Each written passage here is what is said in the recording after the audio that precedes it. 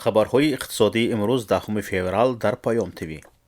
الکساندر لوکاشنکو رئیس جمهور بلاروس قانون درباره تصویب سازشنامه بین حکومتی با تاجیکستان را امضا کرد. متن قانون در سامانه حقوقی ملی این کشور نشر شده است. این قانون درباره آسان کردن تجارت بین کشورها می باشد. سخن درباره تصویب خودی سند می رود که رهبران دو کشور در دوشنبه 11 اکتبر سال 2022 امضا کرده بودند.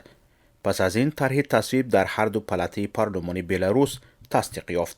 سازشنامه پس از 30 روز از گرفتن آگاهی آخرین خطی طریق راههای دیپلماتی درباره انجام یافتن رسمیات ضروری داخلی اعتبار پیدا می کند.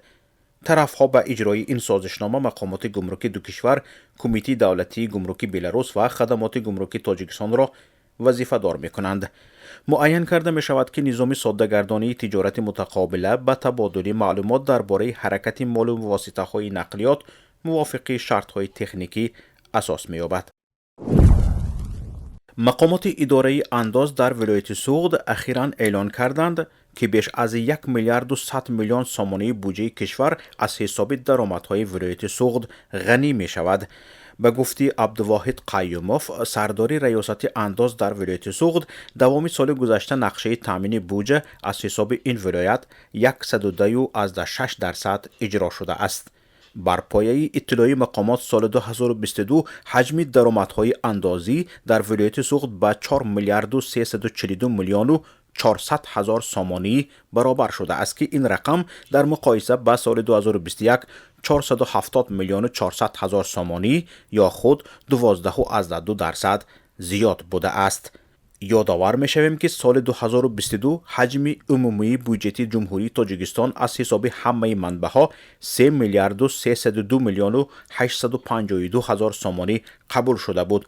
در مقایسه با یک سال قبلی 5 میلیون و 357 هزار و 570 سامانی افزایش یافته است.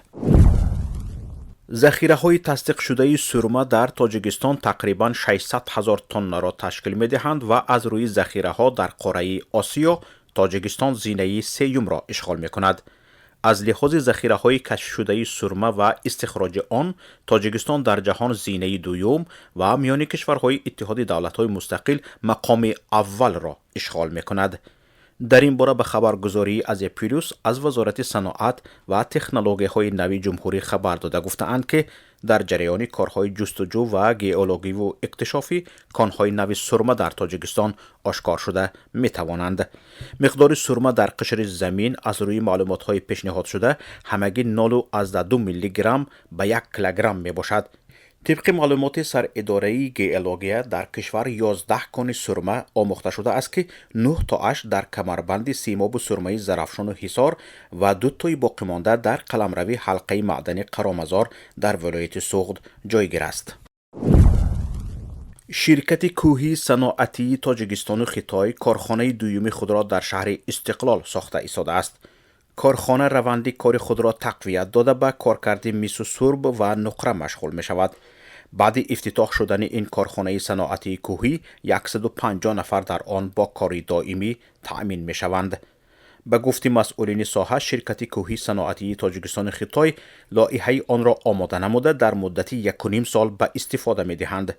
کارخانه کارکرد مس و نقره در شهر استقلال با خرج 50 میلیون دلار ایالات متحده آمریکا ساخته می شود. جمعیت دارای مسئولیت محدود شرکت کوهی صنعتی تاجیکستان خیتای کارخانه مشترک کارکرد معدن‌های کوهی بوده از سال 2007 این جانب در تاجیکستان فعالیت می کند.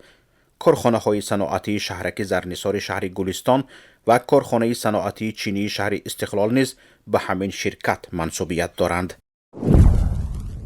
نرخ ارز. بانک ملی تاجیکستان ارزش سامانه را نسبت به اسعار خارجی برای امروز 10 فوریه اعلان کرد. طبق نشاندهی بانک ملی تاجیکستان ارزش 100 روبل روسی برای امروز 14 سامانه و 50 درم است. این نهاد قرب میانه فروش 100 دلار ایالات متحده آمریکا در مؤسسه های قرضی تاجیکستان را 1038 سامانه و 12 درم ارزیابی کرده است. بانک ملی قرب میانه فروش 100 یورو را 1118 سامانه و 26 درم ارزیابی کرده است. نرخ طلا. بهای هر اونس طلا در معاملات صبح امروز میان بانک های لندن $1864 و 55 سنت معامله شد. نرخ نفت خام. نرخ میانه فروش هر بشکه نفت خام تحویل ماه آینده در بیرژه های لندن $84 و 17 سنت معامله شد. نرخ میانه هر بشکه نفت خام تحویل ماه آینده در بیرژه های نیویورک $77 و 75 سنت معامله شد.